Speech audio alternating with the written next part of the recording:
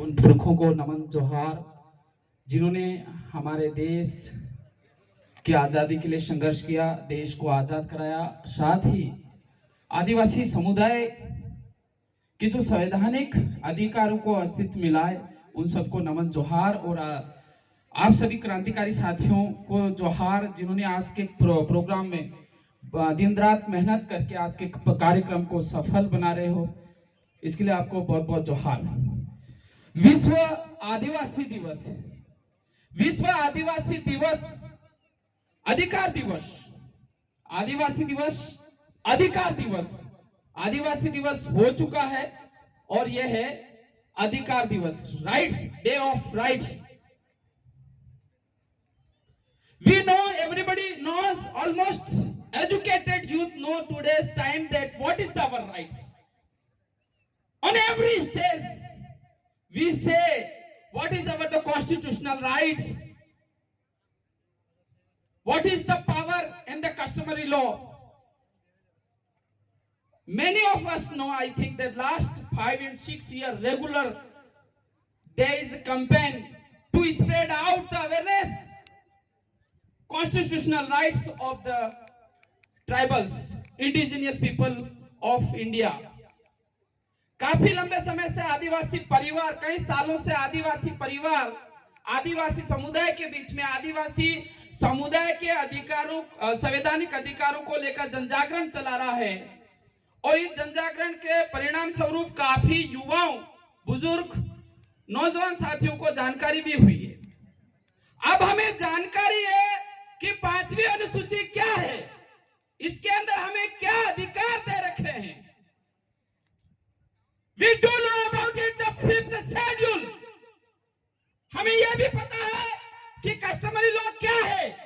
हमें यह भी पता है कि 1955 को जो आर्टिकल है उसके तहत हमें क्या विशेषाधिकार है, लेकिन इसको हासिल कैसे किया जाए, how it to be implemented, 5वीं अनुसूची को लागू किए कैसे किया जाए, ये हमारे लिए चुनौती है। ये हमें समझने की जरूरत है। हम इसको कैसे लागू करवाएं, इसके ऊपर हमें मंथन करने की जरूरत है। हमें पता है कि ये 5वीं अनुसूची का जो क्षेत्र है, यह आदिवासियों का विशेष अधिकार वाला क्षेत्र है, यानी कि स्वायत्त शासन वाला क्षेत्र है। और इस क्षेत्र में जो भी गतिविधियां होती है, जो भी होता है, वह आदिवासियों के बिना हो ही नहीं सकता है।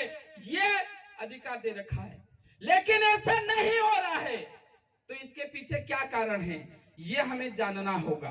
तो इसको प्राप्त करने के लिए अभी जो वर्तमान समय में जो सशक्त मार्ग है, जो कैपेबल वे है, वो लोकतंत्र है।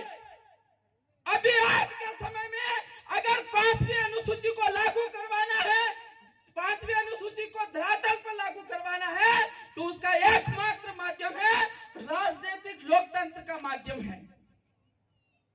लोकतंत्र ही एक माध्यम है जिसके माध्यम से हम 5वीं अनुसूचित क्षेत्र को सुरक्षित कर सकते हैं।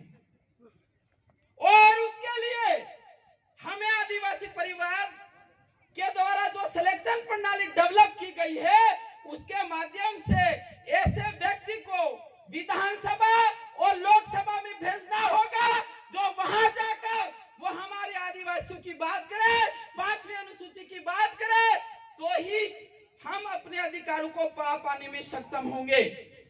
दूसरा यह है कि हमें हर क्षेत्र में आत्मनिर्भर होना पड़ेगा। In every sector, in every field, in every department. यह बात तो फैक्ट है कि political is the master key to unlock all the doors, most powerful key. कहने का मतलब यह है कि राजनीति की एक मास्टर की है, जो सारे दरवाजे खोलती है, वो ताकत इसके अंदर है। लेकिन उसके बावजूद भी हमारे ऊपर अन्याय शोषण होता रहेगा। 70% तक खत्म हो जाएगा, लेकिन 30% और होता रहेगा। तो उसके लिए क्या करना होगा? जैसे मेरे बारे में बताया गया है, I have taught English in Udaipur के अंदर मैंने इंग्लिश पढ़ाई है। I have taught English Udaipur for 8 years. Thousands and thousands students have been taught here English spoken. My students are doing job in the foreign country also. Today they are in whole country, entire nation. Nowadays also classes is going in Pratapgarh, Ghatol and Udaipur. अभी भी classes चल रही है। अगर उदयपुर में मैं कह रहा हूँ 9th, 10th, 11th, 12th science अगर पढ़ने हैं, मैथ्स अगर पढ़ने हैं तो 6 महीने तक हम फ्री पढ़ाएंगे यहाँ पर। अगर अभी भी कोई है, कोई गरीब है, सेक्टर 4 के अंदर है, मेरा स्टूडेंट पढ़ाएगा, निःशुल्क पढ़ाएगा साइंस, मैथ्स, इंग्लिश का वो चार्ज लेता है क्योंकि वो मेंटेन करना पड़ता है। तो मैं ये कहना चाह रहा था कि हमारे समाज से अच्छे डॉक्टर निकलने चाहिए। अच्छा डॉक्टर निकलेगा, हमारा पेशेंट, हमारा मरीज हमारे पास आएगा तो कहीं न कहीं उसको भी फायदा होगा और हमारे व्यक्ति को भी फायदा होगा। फायदा होगा या नहीं होगा? अगर अच्छे डॉक्टर नहीं बनेंगे तो दूसरे के दरवाजे के पास जाना पड़ेगा, दूसरे के वहां जाना पड़ेगा, वो आपका शोषण करेगा, ज्यादा पैसे लेके आपका शोषण करेगा कि नहीं करेगा? होना चाहिए, अच्छे डॉक्टर होने चाहिए कि नहीं होनी चाहिए? होनी चाहिए। इसलिए जो बुद्धिजीवी छात्र हैं, छात्राएं हैं, मैं उनको कहना चाहता हूं कि आपकी जो ऊर्जा है, आपके अंदर जो ताकत है, वो गलत कार्यों में नहीं लगाएं, सही दिशा में लगाएं। ये भी एक समाज सेवा है, ये भी अधिकारों को प्राप्त करने के लिए एक सशक्त माध्यम है। पैसा होगा, पैसा बोलता है, पैसे के अंदर ताकत होती है, किसी की ताकत नहीं पैसों के सामने बोले। इस बात को समझना होगा, हमें पैसों की ताकत को समझना होगा। My dear brother and sister, if you are studying, please study for your society. समाज के लिए पढ़े, अच्छे प्रोफेसर बने, अच्छे लेक्चरर बने और अच्छे बिजनेसमैन बने, इंजीनियर बने। और अगर आपके अंदर टैलेंट है तो आप विदेशों के अंदर जाकर भी नौकरी और धंधा कर सकते हैं और करोड़ों रुपए इस भील प्रदेश को भेज सकते हैं और हम भील प्रदेश को बहुत जल्द एक विकसित राज्य की ओर ले जा सकते हैं। हमें ग्लोबल वैश्विक नॉलेज, जानकारी होने की जरूरत है। अब वो समय गया। कौन सा समय? बैलगाड़ी पर सफर करने वाला समय गया। अब जो समय है वो समय बदल चुका है। अब जो समय है बाइक, 4 व्हीलर और प्लेन से सफर करने का समय आ चुका है। हमें उस सोच से बाहर आना पड़ेगा, लेकिन कुछ जो सोच है हमारे पूर्वजों के द्वारा बनाई हुई है, उसको नहीं छोड़ना होगा। मैं ये कह रहा हूं कि हमें टेक्नोलॉजी की ओर बढ़ना होगा, हमें आत्मनिर्भरता की ओर बढ़ना होगा, लेकिन हमारे पूर्वजों ने हमें जो संस्कृति हमारे तक पहुंचाई है, वो संस्कृति हमें नहीं छोड़नी है।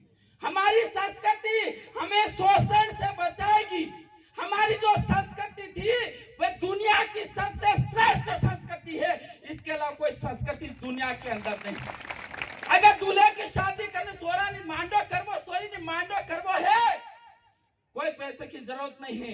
ऐसा सिस्टम हमारे पूर्वज हम तक छोड़ के गए और हम वो सिस्टम खत्म करने में लगे हुए हैं और यही हमारा शोषण का एक कारण है और हमें वापस पुरखाई संस्कृति की ओर लौटना होगा। यही हमें बचा सकता है और कोई सशक्त माध्यम नहीं। हमारे पुरखों के द्वारा हमारे जो प्रकृति धर्म, आदिवासी धर्म जो हमारे तक पहुंचाया है, उसको फिर मजबूत बनाना होगा। हमारे देवरे, हमारी कुल माताएं, हमें वापस वहां जाना होगा। अगर दूसरे दरवाजे जाओगे, निश्चित रूप से तुम्हारा शोषण होगा, तुम्हारा अत्याचार होगा, तुम्हारी लातें पड़ेगी, तुम्हारी गालियां मिलेगी तुम्हें। अगर दूसरे दरवाजे जाओगे, हमारे बाप दादों ने हमारा धर्म था और हमारा धर्म इस दुनिया के अंदर श्रेष्ठ है। कौन सा धर्म? आदि धर्म, सनातन धर्म नहीं, आदि धर्म।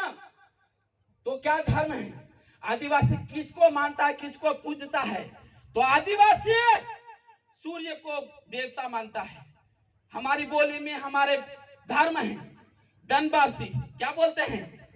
दाड़ोवासी, धनवासी, टमाटे हूं बोले, इम्बूस बोले नहीं। वासी का मतलब होता है भगवान। हम भगवान नहीं कहते, हम क्या बोलते हैं? वासी। ये जिंदा है, ये जिंदा है, ये कण कण में है। कण कण में है या नहीं है? इनो जो तड़को है, इनो जो प्रकाश है, वो कण कण में विराजित है, वो जिंदा है। अभी यहाँ है, शाम को अस्त हो जाएगा, फिर सुबह फिर निकल आएगा। आएगा कि नहीं आएगा? और जिस दिन ये नहीं आएगा, ये दुनिया खत्म हो जाएगी ना। तो इसलिए आदि धर्म है, वो सबसे श्रेष्ठ धर्म है, दुनिया का सबसे महान धर्म है। क्या कोई व्यक्ति सूर्य भगवान का, धनवासी का कोई मंदिर बना सकता है? Can anybody build the temple of the sun? Please raise your hand. Who is the powerful person? कौन ऐसा पावरफुल शक्तिशाली व्यक्ति है जो इस सूर्य का मंदिर बना सकता है? अरे वो दाता है, वो देने वाला है, वो पालन करता है, उसका कोई मंदिर नहीं बना सकता है। आदिवासियों का इतना बड़ा धर्म है। जमी माता बोलते ना, और तो अन्न देवता, खाने को क्या बोलते हैं? अन्न देवता बोलते नहीं बोलते हैं? ये जमीन जिंदा है, अन्न पैदा कर रही है, तो हम जिंदा हैं। जिस दिन इस जमीन ने जवाब दे दिया, जमी माता ने जवाब दे दिया, ये संसार उजड़ जाएगा। उजड़ेगा कि नहीं उजड़ेगा? उजड़ेगा। इसलिए आदिवासी जीवित चीजों को पूजता है, जो साक्षात है, जिससे ये पूरी दुनिया चलती है, उन चीजों को पूजा करता है। और उसके लिए कोई जरूरत नहीं होती है, कोई दान करने की जरूरत नहीं होती, क्योंकि वो तो बड़ा है। क्या है? अगर उसके बाद आदिवासी किसी को मानता है तो अपने पूर्वजों को मानता है। किसको मानता है? सिराबासी खाकर देव कुलमताई। अब सिराबासी से हमारा क्या ताल्लुक है? पहली बात, उन्होंने कर्म किए तो हम पैदा हुए। हम पैदा हुए थे, शरीर के अंदर जो लोई है, जो खून है, वो किसका है?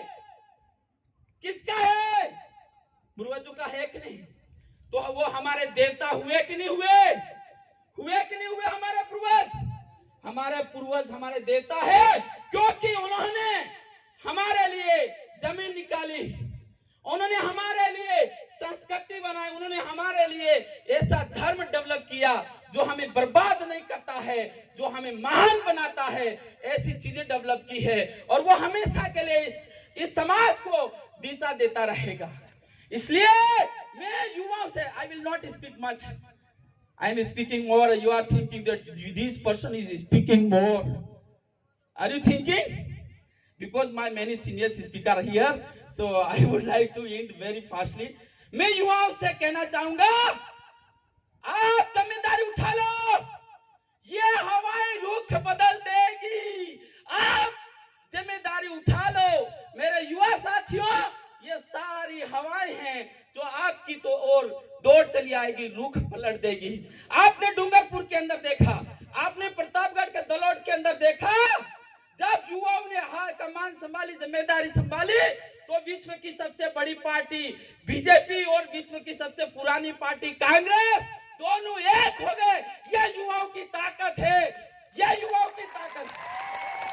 और वो सिर्फ 2 महीनों के अंदर, सिर्फ कितने महीनों के अंदर? और हमारे पास तो हम कहीं कितने सालों से संघर्ष करते आ रहे हैं, तो हम इस भारत देश की सत्ता हिला देंगे। जय जोहार, जय आदिवासी, जय प्रदेश। Thank you very much. धन्यवाद आपको बहुत बहुत रमेश जी।